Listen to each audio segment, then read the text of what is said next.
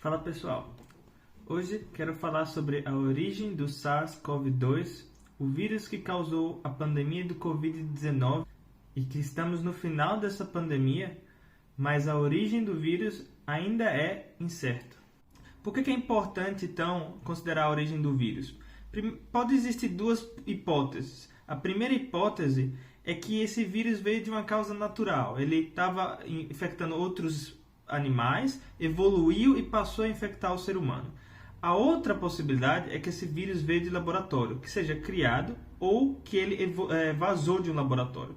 E isso você pode imaginar que tem consequências. Por isso é importante entender que esse vírus, qual é a origem desse vírus, de onde ele veio. Nesse vídeo a gente vai abordar um pouco dessas possibilidades. Vamos começar com a ideia de que talvez esse vírus tenha sido feito em laboratório. Da onde que veio essa história? Bem, o vírus do coronavírus que está causando a pandemia, ele tem algo que é um pouco que chama atenção em relação aos outros vírus da mesma família, né? Que é um sítio de clivagem de furina. Quando você olha outros vírus de onde veio, né? Você pode observar, por exemplo, que nessa parte aqui você não tem esse sítio, esse FCS, que é o sítio de clivagem de furina. Você não tem nesses outros vírus que da onde que veio os mais similares com o vírus do Covid, que eles têm esse sítio. Essa sequência parece ter sido inserida, né? E você pode ver que existem uns certos aminoácidos. Não vou entrar bem em detalhes, né, do porquê dessa discussão, mas isso parece ter sido analisado que 5% dos coronavírus tem esse tipo de inserção e que existe um códon que parece que foi manipulado. E até aí tudo bem, muita gente vai falar assim, mas tem outros coronavírus, né, que tem esses sítios de clivagem. Esses tipos de inserção também ocorrem naturalmente, embora seja difícil, pode ocorrer naturalmente. O que talvez tenha chamado um pouco mais a atenção disso foi alguns escândalos envolvendo o vírus do Covid. Logo depois que alguns cientistas mandaram um e-mail para o NIH pedindo para uma investigação mais séria a respeito, alguns documentos começaram a ser vazados na internet do ponto de vista de que tentando desprovar de que isso tenha sido feito em laboratório. Como, por exemplo, esse que eu estou vendo aqui ignore as teorias conspiratórias do Peter Daszak. O problema é que depois foi visto que esse Peter Daszak e algumas outras pessoas estão envolvidas em um grant que era para estudar o coronavírus. E aqui esse grant não foi aprovado, né? Mas eu vou pegar aqui para vocês verem que a ideia desse projeto que eles tinham, dessa organização aqui o Peter faz parte, eles queriam fazer uma engenharia reversa para poder aprimorar os SARS-CoV semelhantes para poder ver se iria infectar melhor os humanos ou não. E por que faz isso, né? Existem vários motivos, mas precisa aprender mais sobre o vírus. Depois que esses escândalos veio à tona e que alguns e-mails do NIH vazaram de que o NIH estaria financiando o Instituto de Wuhan a fazer mutações ou ganho de função ou treinando esses vírus para infectar humanos ou qualquer coisa parecida, dando dinheiro, o NIH passou a ser questionado, vazaram alguns e-mails e o FBI entrou para investigar. Em 2020, em abril de 2020, o NIH então cancela esse financiamento que tinha com a empresa do Petra e junto com o Instituto de Virologia de Wuhan. E então eles passam a dizer que a possibilidade, que não pode ser negada, mas eles trabalham com a possibilidade natural. E aí eu vou falar um pouco para vocês o que eu acho disso.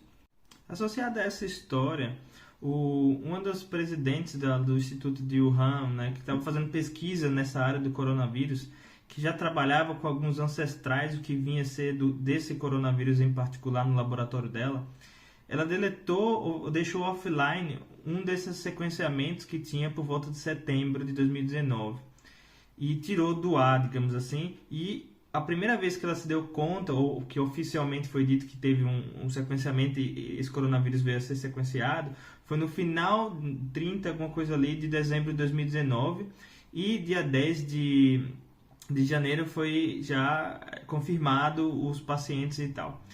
Esse tipo de coisa causa falta de transparência e também não deixaram, né, se investigar o Instituto e assim como também os trabalhadores dentro do lugar. E eu acho que esse é um dos maiores pontos, o qual deixa todo mundo com a pulga atrás da orelha em relação à hipótese de que esse vírus tenha sido vindo de um laboratório, né? Seja ele manipulado, seja ele vazado. É muito provável que não tenha sido manipulado, porque quando você faz esse tipo de manipulações, normalmente ficam cicatrizes dessa manipulação que a gente pode tentar argumentar. Existem alguns argumentos, mas eles não são muito fortes, portanto não vou entrar muito em detalhes. Por outro lado, ao longo desses anos aí que começou a pandemia, vocês podem ver aqui que, comparado ao SARS-CoV-1, existe mais ou menos uma similaridade de 79%. Então faltava, ou melhor, a gente queria saber de onde que esse vírus do SARS-CoV-2 veio. E existem similaridades com vários outros vírus que infectam primordialmente morcegos.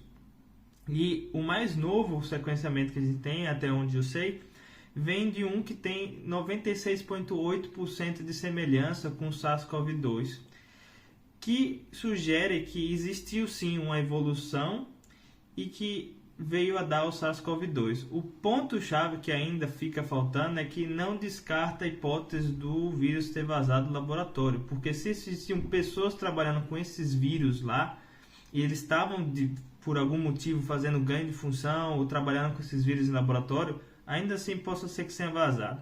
Mas o bom argumento para que seja um bom argumento para que seja uma fonte natural, uma origem natural, são essas semelhanças, mas além disso, alguns outros indícios. Existem alguns artigos sugerindo que o epicentro da pandemia foi o mercado de Wuhan, o mercado de comida de Wuhan. E lá se identificou duas amostras principais, embora seja um pouco diferente da outra, e que no começo se dizia que foi uma linhagem A e B. E esse é um ponto-chave para um argumento de que talvez não tenha vazado do laboratório, porque sugere que já estava alguma coisa acontecendo perto desse mercado que deu origem a duas linhagens e uma das linhagens prevaleceu durante a pandemia. Uma coisa que seria extremamente improvável caso vazasse de um laboratório. Só que, ao mesmo tempo, esse tipo de estudo ele deixa passar que o mercado de Wuhan fica próximo do Centro de Controle de Doenças de Wuhan e que também fica próximo do Instituto de Virologia de Wuhan. Então, dito isso, pessoal, a gente tem algumas evidências sim de que o vírus do SARS-CoV-2 teve alguns ancestrais e que provavelmente infectava os morcegos. Existe alguma falta de transparência do governo chinês, inclusive que esbarraram na investigação da Organização de Saúde para investigar em detalhes de onde que veio a origem desse vírus. Existe uma falta de transparência na publicação desses dados, o que deixa as coisas muito difíceis e desafiadoras para saber a origem. Mas também existem bons pontos para dizer que esse tipo de vírus veio de uma origem animal. Além de tudo, o SARS-CoV-1 aconteceu de maneira muito semelhante e que evoluiu como uma zoonose, algo que infectava os animais e passou a infectar então os humanos. Lembrando que nesse mercado de Wuhan existiam vários tipos de animais que eram comercializados lá e que são susceptíveis à infecção do Covid. E dito isso, acho que seria muito mais provável de que o vírus tenha sido evoluído e passado de maneira natural, embora eu ainda acho que não dá para descartar completamente de que esse vírus tenha sido vazado. As investigações do FBI vão seguir e a gente vai saber um dia isso, mas também possa ser que simplesmente foi um financiamento, como qualquer outra pesquisa, mas que esse vírus sim veio da natureza e que eles estavam tentando estudar para justamente evitar algo que já se havia a concepção que viria a acontecer, de fato. Então é isso, pessoal. Fica aí, eu queria saber o seu comentário e até mais.